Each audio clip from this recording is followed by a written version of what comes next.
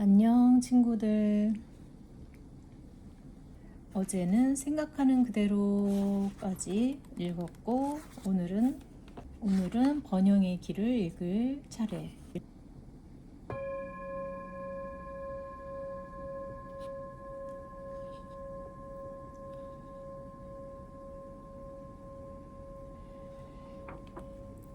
번영의 길. 당신이 진정으로 영원히 번영을 누리고 싶다면 먼저 덕을 갖추어야 한다. 성공을 인생의 유일한 목적으로 삼아 탐욕스럽게 달려드는 것은 어리석은 짓이다. 그것은 결국 자기 자신을 패배시키는 길이다. 그러므로 자기 완성의 목표를 두고 유익하고 이타적인 봉사를 통해 사회의 번영에 기여하기를 인생의 목적으로 삼아 영원히 변치 않는 최고의 목적으로 삼아 영원히 변치 않는 최고의 선을 향해 항상 믿음의 손을 뻗으라. 서문. 나는 세상을 두루 살펴보고 세상의 슬픔으로 어두워져 있고 고통의 맹렬한 불꽃으로 타오르고 있음을 보았다. 나는 그 원인이 무엇인지 탐구했다. 나는 깊이 생각해 보았으나 그 원인을 찾을 수 없었다. 책을 들여다보아도 그것을 찾을 수 없었다. 그런데 내 마음속을 조사했을 때 나는 거기서 그 원인을 발견했고 또한 그 원인이 나 자신에게서 비롯된 것임을 발견했다. 나는 다시 더 깊이 탐구했고 해결책을 발견했다. 나는 사랑의 법칙이라는 하나의 법칙을, 그 법칙에 순응하는 삶이라는 하나의 삶을, 겸손한 정신과 고요하고 유순한 마음의 진실이라는 하나의 진실을 발견했다. 그리고 나는 부자든 가난한 자든 배운 사람이든 배우지 못한 사람이든 세속적인 사람이든 속세를 떠난 사람이든 모든 이들이 자신의 내면에서 모든 성공, 모든 행복, 모든 성취, 모든 진실의 근원을 발견하도록 돕는 책을 쓰겠다고 꿈꾸었다. 그 꿈은 항상 내 마음속에 있다가 마침내 실현되었다. 이제 나는 이 책, 번영의 길, 마음의 평화에 이르는 길, 이 책에 치유와 행복의 사명을 담아 세상에 내놓는다. 이 책에 담긴 메시지는 행복과 진실의 근원을 찾고 있는 사람들의 마음속 깊이 도달할 수밖에 없음을 알기 때문에. 제임스 앨런. 악의 교훈. 불안과 고통과 슬픔은 인생의 어둠이다. 세상을 살다 보면 누구나 가슴 아픈 고통을 겪게 되고 근심과 곤란의 어두운 바다에서 마음이 어지러워지고 영원하기 어려운 고뇌의 뜨거운 눈물이 눈앞을 가로막는 체험을 하게 된다. 가슴이 찢어지는 아픔을 주고 슬픔의 어두운 장막을 드리우는 질병과 죽음이라는 위대한 파괴자는 모든 가족을 찾아온다. 파괴할 수 없을 듯 보이는 강한 악의 올가미에 모든 사람이 다소간에 꽉 붙잡혀 있어서 고통, 불행과 아군이 숙명처럼 모든 일을 계속해서 기다린다. 사람들은 이 어두운 그림자에게 벗어나기 위해 또한 그것을 어떤 식으로든 누구를 엎드리기 위해 맹목적으로 무수한 책략을 성급히 동원한다.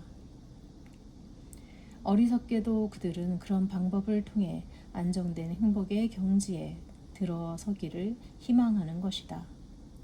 말초적인 흥분에 탐닉하는 술꾼과 창녀들, 세상의 슬픔을 외면한 채 인간을 무기력하게 만드는 사치스러운 생활에 빠진 배타적인 신미주의자, 부와 명성을 갈망하고 그 실현을 최우선으로 여기는 자, 종교적인 의식을 이행하는 데서 위안을 찾는 자들이 바로 그런 사람들이다. 그들의 눈에는 자신이 추구하는 행복이 금방이라도 손에 잡힐 듯 보인다. 그래서 그들은 잠시 동안 달콤한 방심에 빠져 악의 존재를 잊고 안일하게 지낸다. 그러나 병에 걸리는 날이 결국 찾아오게 되며 나약한 영혼에게는 어느 날 갑자기 엄청난 슬픔, 유혹, 불운이 습격하기 마련이다. 그리하여 그들의 공상적인 행복은 산산조각 나게 된다. 모든 개인적인 즐거움의 배후에는 고통을 안겨주는 위험이 항상 도사리고 있다. 올바른 지식으로 무장하지 않은 이의 영혼은 언제 어느 때나 고통의 습격을 받아 좌절에 빠지기 쉽다. 아이는 어른이 되고 싶은 마음이 간절하고 어른은 잃어버린 어린 시절의 행복을 그리워한다. 가난한 자는 자신을 올가매는 가난의 굴레에 짜증을 내고 부자는 가난에 대한 두려움에 휩싸여 살거나 혹은 스스로 행복이라 이름지은 종잡을 수 없는 그림자를 찾아 세상을 헤맨다. 인간의 영혼은 때로 특정 종교를 택하고 논리와 철학을 받아들이고 지적 예술적 이상을 세우는 데서 보다 확실한 평화와 행복을 추구하기도 한다.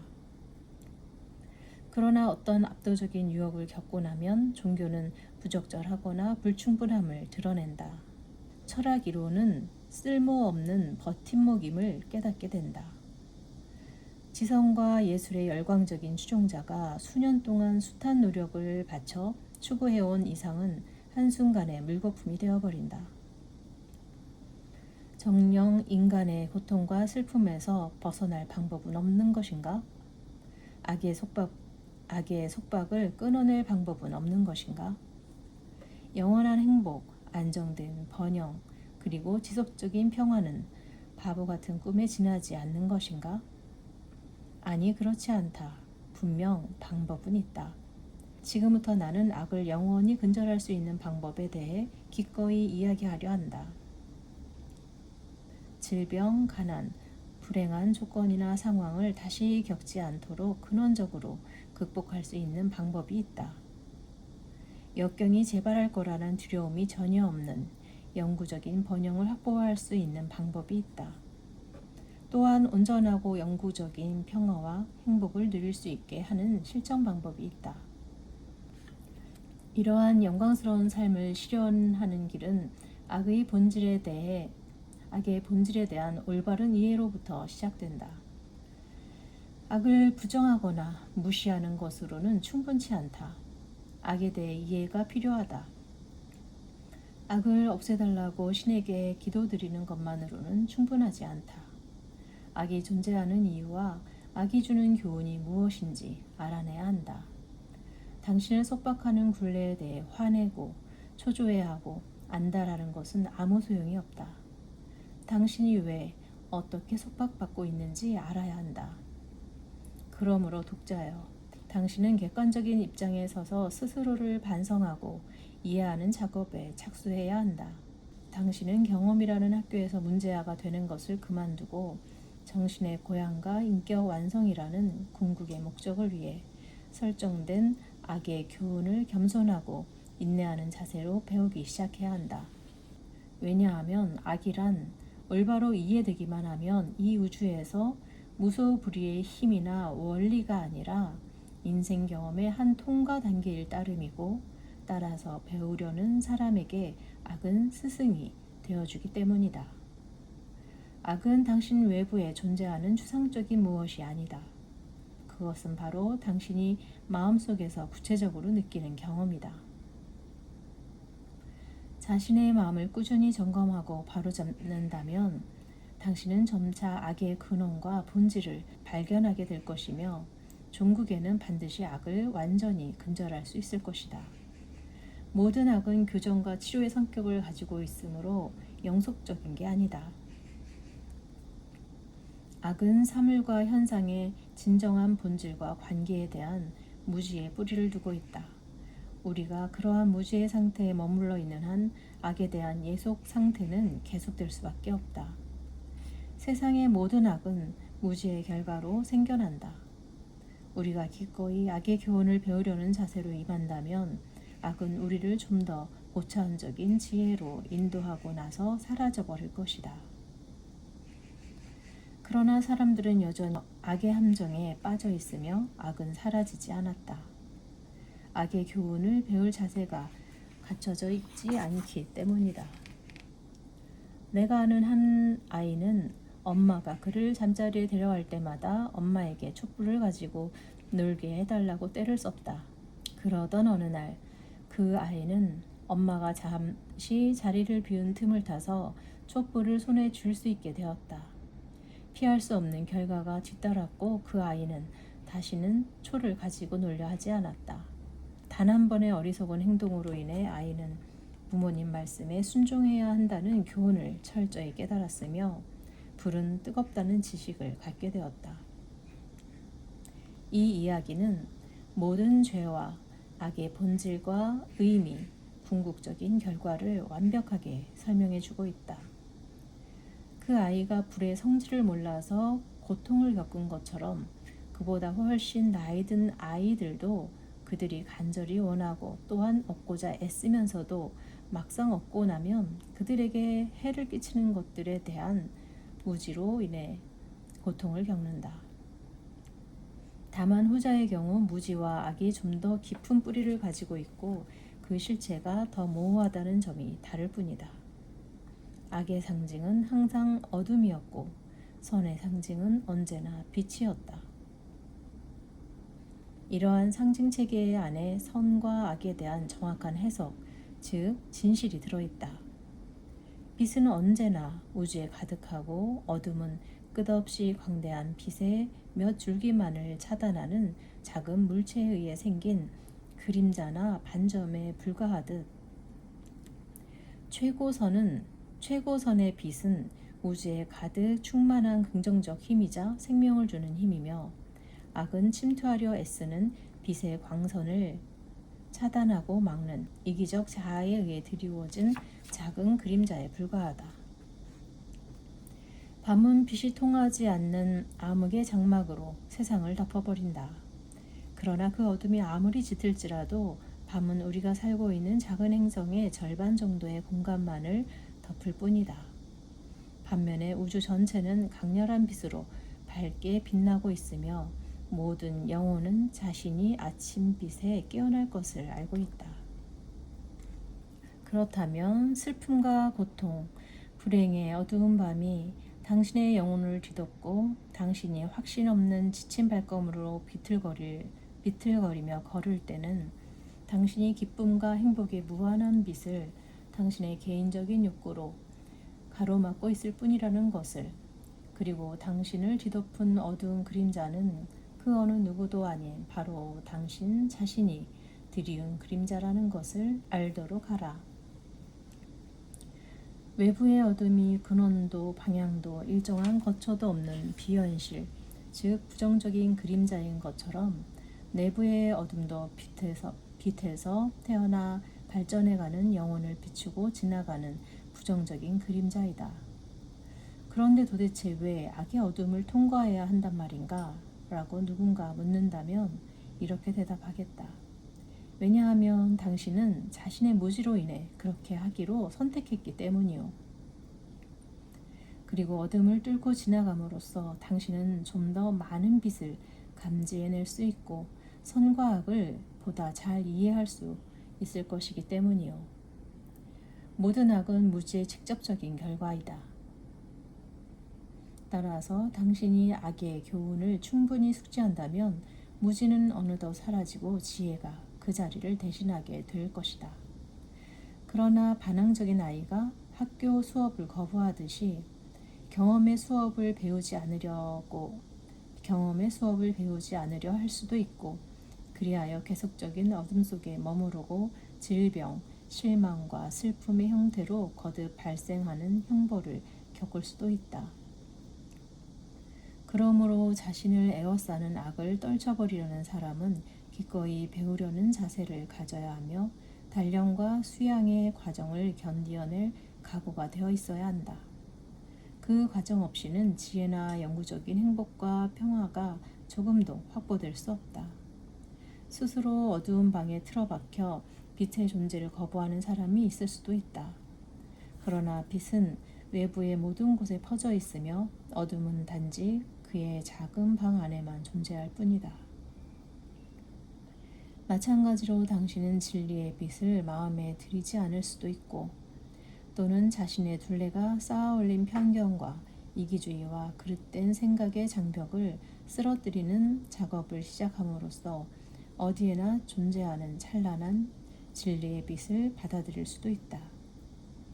진지한 자기 반성을 통해 악은 지나가는 한 단계이며 자신이 만들어낸 그림자에 불과하다는 사실을 단지 이론만으로 인정하지 말고 철저히 실감하도록 노력하라. 또한 당신이 겪는 모든 고통, 슬픔, 그리고 불행은 오류 없이 절대적으로 완전한 우주적 법칙에 의해 당신에게 온 것임을, 당신이 그런 일을 당할 만하고 그런 일을 겪을 필요가 있기 때문에 당신에게 온 것임을, 그런 일을 견뎌내고 이해함으로써 당신은 더 강해지고 더 현명해지고 더 귀해질 수 있음을 깨닫도록 노력하라. 그와 같은 깨달음에 충분히 들어섰다면 당신은 자신의 환경을 스스로 만들고 모든 악을 선으로 바꾸고 뛰어난 솜씨로 운명의 천을 짤 수 있는 능력을 이미 갖춘 셈이다. 그리고 또 초록색으로 시가 한 편 써있거든. 읽어볼게. 지금은 밤이지만 오 깨어있는 자여, 희미하게 동터오는 새벽이 태양빛을 예고하는 황금빛 사자인 여명이 산꼭대기에 보이는가? 여명의 고운 빗줄기가 산꼭대기에 드리워져 있는가? 어둠을 쫓아내기 위해, 그리고 어둠과 함께 밤의 모든 악마들을 몰아내기 위해 빛이 오고 있다. 빛의 광선이 그대의 시야를 비추는가? 죄인들의 운명을 알리는 그의 목소리를 그대는 듣는가? 빛의 연인인 아침이 오고 있다. 산등성이를 지금도 황금빛이 물들이면서 나는 밤을 향하여 지금도 다가오고 있는 빛의 진로를 어렴풋이 본다. 어둠은 사라질 것이다. 그리고 어둠을 사랑하고 빛을 미워하는 모든 것들은 밤과 함께 영원히 사라질 것이다. 기뻐하라. 빠르게 다가오고 있는 사자가 이렇게 노래하므로. 이걸 읽으니까 얼마 전에 봤던 영화 호프 한 장면이 떠올랐거든. 거기 옛날에 그 한지붕 세가족이라는 코너에 순돌이 아빠로 나왔던, 거기에 노인 역할로 이야기꾼 눈을 뜨라고 하는 장면이 있거든. 안 보여 하는데 눈을 뜨세요. 눈을 감아서 안 보이는 거예요. 눈을 떠. 이렇게 얘기를 하니까 눈을 이렇게 번쩍 뜨거든. 근데 그런 장면, 그 호프에는 되게 소소한 그런 장면들이 많은데, 근데 그런 것들이 나한테는 약간 이런 느낌? 혹시 너 눈 감고 있는 거 아니야? 안 보인다고 막 발버둥 치고 요란하게 소리치고 있지만 네가 눈 감은 거 아니야? 눈을 떠봐. 눈을 보고 얘기해. 눈 감은 상태에서 얘기하지 말고 눈 뜨고 현실을 보면서 얘기해. 이런 약간 은유적, 이런 시 한 편처럼 느껴졌었거든. 그래서 이 부분은 읽어보니 악에 대한 주제는 악의 교훈, 악이지만 그냥 진실을 보는 것을, 진실을 보지 않아서 힘든 상태를 악이라고 얘기해놨구나, 그렇게 표현해놨구나 라는 느낌이 좀 생각이 좀 들었어. 그래서 영화 호프의 한 장면이 좀 떠올랐네. 다음 페이지는 세상은 내면의 거울. 세상은 내면의 거울. 당신이 어떤 존재인가에 따라 당신의 세계가 만들어진다. 외부 세계에 있는 모든 것은 당신의 내면적 경험으로 바뀌어진다. 외부에 존재하는 것들은 별로 문제가 되지 않는다. 그것들은 모두 당신의 의식 상태를 비추는 영상이기 때문이다. 당신의 내면에 있는 것이 결정적으로 중요하다. 외부에 있는 모든 것이 이에 따라 비춰지고 채색되기 때문이다. 당신이 확실히 알고 있는 모든 것은 당신 자신의 경험 속에 들어있는 것이다. 당신이 앞으로 알게 될 모든 것은 경험의 문을 거쳐서 들어온 다음 당신 자신의 일부가 된다. 당신의 생각, 욕망, 열망이 당신의 세계를 구성한다. 아름다움과 즐거움과 행복의 세계에 속한 모든 것, 추악함과 슬픔과 고통의 세계에 속한 모든 것이 당신 자신 안에 들어있다. 당신의 생각에 따라 당신의 삶, 당신의 세계, 당신의 우주가 만들어지거나 망가진다. 당신의 생각의 힘으로 내면적 삶을 구성하듯이 당신의 외적인 삶과 상황도 그에 따라 만들어진다. 마음속 가장 깊은 곳에 품고 있는 모든 생각은 필연적인 반작용의 법칙에 의해 머지않아 당신의 외적인 삶의 그 형상을 만들게 된다. 불순하고 야비하고 이기적인 영혼은 불행과 파멸을 향해 지극히 정확하게 끌려가고 있다. 순수하고 이타적이고 고귀한 영혼은 행복과 번영을 향해 똑같은 정확함으로 끌려가고 있다. 모든 영혼은 제각기 자신에게 속한 것만을 끌어당기며 영혼의 이질적인 것은 결코 그 영혼에 도달할 수 없다. 이 점을 깨달으면 성스러운 법칙의 보편성을 깨닫게 된다. 어떤 이의 생활 속에서 벌어지는 사건들은 성공이든 실패든 그 영혼의 정신세계가 지닌 특성과 힘에 이끌려 일어난 것이다. 모든 영혼은 경험과 생각이 모여 이루어진 복잡한 결합체이며 몸은 영혼을 나타내주기 위해 만들어진 매개체에 불과하다. 그러므로 당신이 생각하는 바가 당신의 실제 자아이며 당신이 경험하는 세상은 당신의 생각이 세상에 투사한 모습을 띠고 있다. 우리의 현재 상태는 모두 지금까지 우리가 생각해 온 것의 결과이다. 정신적 상태는 생각에 기초하며 생각으로 이루어져 있다. 부처는 이렇게 말했다. 그러므로 어떤 이가 행복하다면 그가 행복한 생각 속에 살기 때문이고 불행하다면 의기소침하고 무기력한 생각에 젖어 있기 때문이라는 결론이 나온다. 어떤 이가 겁이 많든 대담하든 어리석든 현명하든 불안하든 평온하든 간에 그가 처한 모든 정신상태의 원인은 그의 영혼 내부에 있으며 결코 외부에 있지 않다. 지금 독자들이 일제히 외치는 목소리가 들리는 것 같다. 그런데 당신은 정말로 외부적인 상황이 우리의 정신에 아무런 영향을 끼치지 않는다는 겁니까? 라고. 나는 그렇게 단정적으로 말하는 것이 아니다. 상황은 단지 당신 스스로 허용할 경우에만 당신에게 영향을 끼친다고 말하려는 것이고 이것은 의심할 여지 없는 진리이다. 당신은 생각의 본질, 효용, 힘을 올바로 이해하지 않고 있기 때문에 상황에 좌우되는 것이다.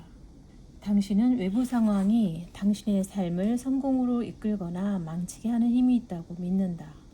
그렇게 믿음으로써 당신은 외부 상황에 굴복하고 외부 환경이 당신을 절대적으로 조종하는 주인이며 당신은 노예라고 스스로 인정하고 있다. 또한 그렇게 믿음으로써 당신은 아무런 힘도 없는 외부 상황에 힘을 부여한다. 그런데 당신이 굴복하는 대상은 실은 상황 그 자체가 아니라 당신의 정신세계가 외부 상황에 투사한 우울함이나 기쁨, 두려움이나 희망, 장점이나 약점이다. 나는 언젠가 젊은 나이에 몇 년 동안 힘들게 일해서 번 돈을 잃어버린 두 사람의 얘기를 들은 적이 있다.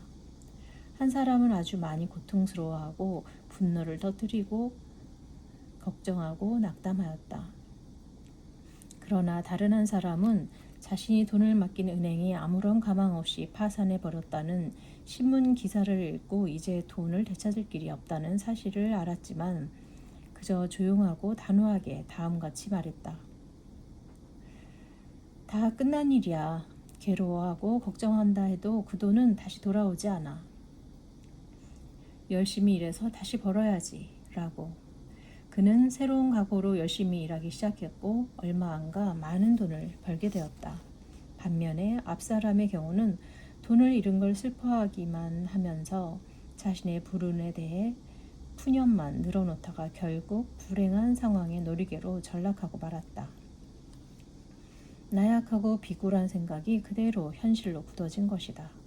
그에게는 돈을 잃은 일이 저주의 씨앗이었다.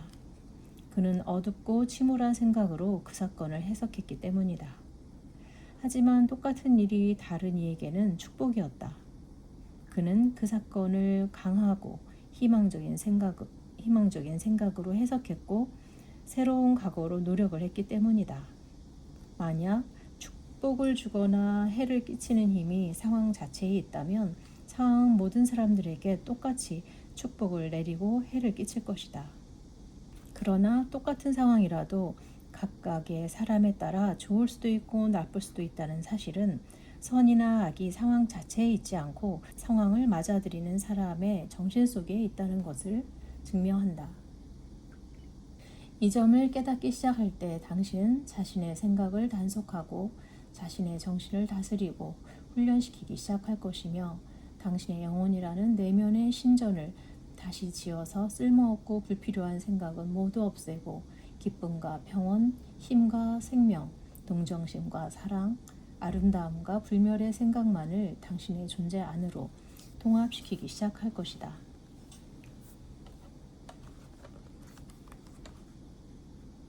그리고 그렇게 함에 따라 당신은 기쁨과 평온, 힘과 건강, 동정심과 사랑으로 충만하게 되고 불멸의 미로 아름다워질 것이다. 우리가 각자 자신의 생각이라는 색안경을 통해 사건을 체험하는 것처럼 우리는 주변의 현실 세계에서 보이는 대상들도 자신의 생각이라는 색안경을 통해 본다. 그래서 어떤 이가 조화와 아름다움을 보는 곳에서 다른 사람은 역겨움과 추함을 보기도 한다.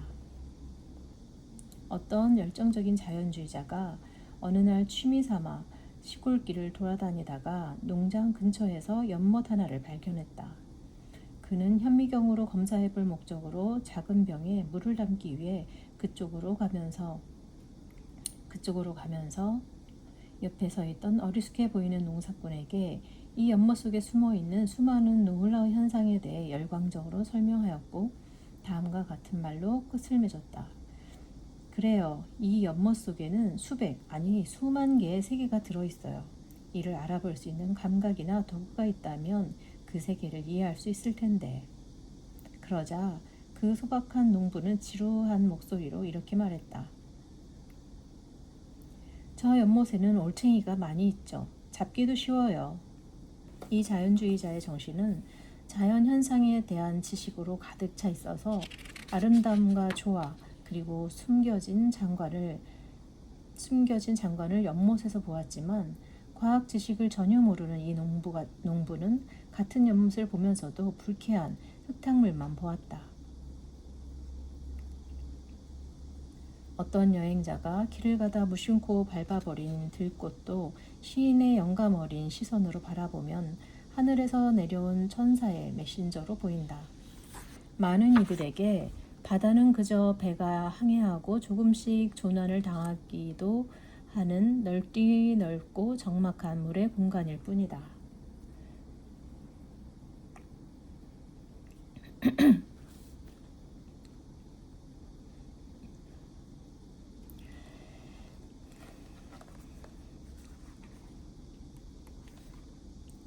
많은 이들에게 그러나 음악가의 영혼을 지닌 사람에게 바다는 살아있는 생명체이며 그는 시시때때로 변하는 바다의 분위기 속에서 신성한 화음의 목소리를 듣는다.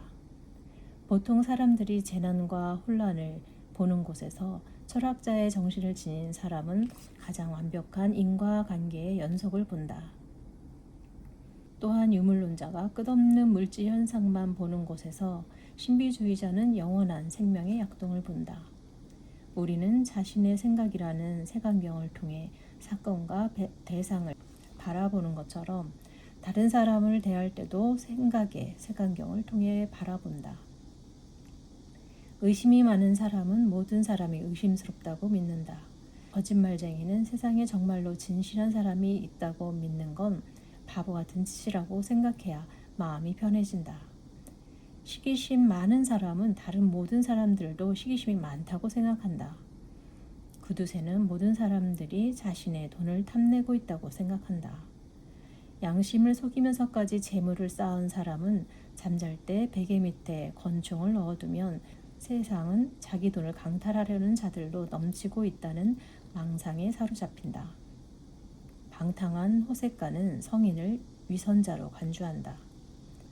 반면 사랑에 충만한 생각을 하며 살아가는 사람은 모든 사람 안에서 자신의 사랑과 동정심을 일으키는 장점을 본다. 의심할 줄 모르고 정직한 사람은 의심으로 인한 고통을 받지 않는다. 본성이 착하고 인정이 많은 사람은 다른 사람들의 행운에 기뻐하며 질투의 의미를 알지도 못한다. 또한 자기 내부의 신성을 깨달은 사람은 모든 생명 안에서 심지어 짐승 안에서도 신성을 알아본다. 사람들은 인과 법칙에 따라 자신들이 뿌린 대로 거두게 되고 자신과 비슷한 생각을 가진 사람들과 만나게 되어 있다는 사실 때문에 자신들의 정신적 시야를 바꾸지 못하고 고정관념이 깊어지기 쉽다. 유유상종이란 속담은 사람들이 흔히 이해하고 있는 뜻보다 훨씬 깊은 의미를 담고 있다. 생각의 세계는 물질의 세계와 마찬가지로 같은 종류끼리 끌어당기기 때문이다. 친절한 대우를 받고 싶습니까? 친절하게 대하십시오. 진실을 원합니까? 진실한 사람이 되십시오. 당신이 나누어 준 대로 당신도 받을 것입니다. 당신의 세계는 바로 당신을 비춘 거울입니다. 만약 당신이 사후에 존재하는 더 행복한 세계를 간절히 바라고 기대하는 사람들 중 하나라면 당신을 위한 기쁜 소식이 여기 있다.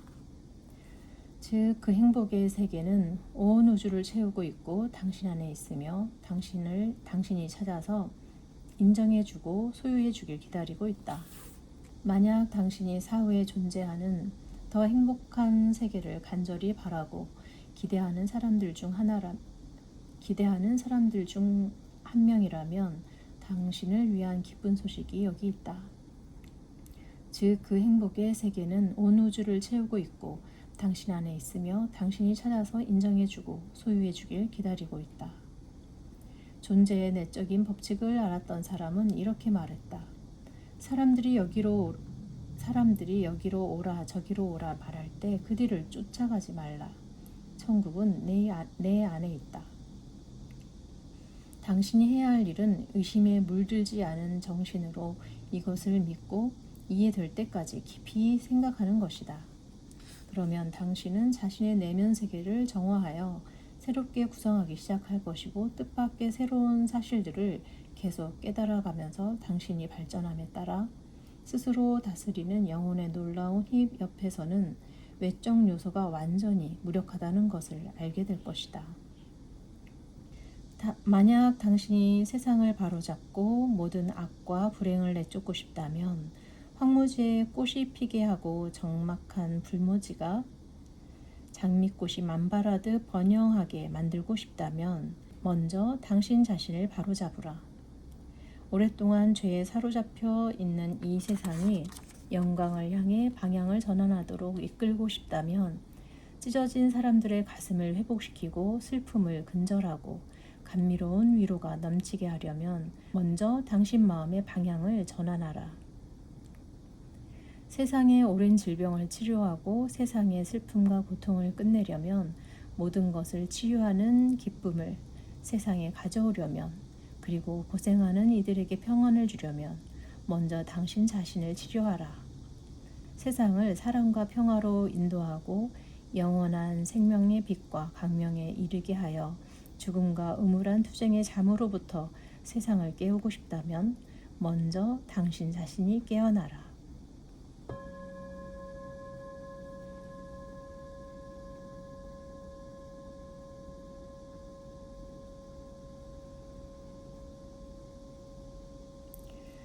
오늘은 목소리가 좀 잠겨서 내 목소리를 듣느라 내용에 좀 집중이 덜 된 것 같아. 오늘은 내 목소리가 잠겨 있다 보니 오늘은 내 목소리가 잠겨서 내 목소리를 듣느라 오늘은 목소리가 좀 잠겨서 내 목소리가 괜찮은지 자꾸 듣느라 내용에 좀 덜 집중이 됐던 것 같아요. 오늘은 여기까지. 안녕. 내일 또 만나.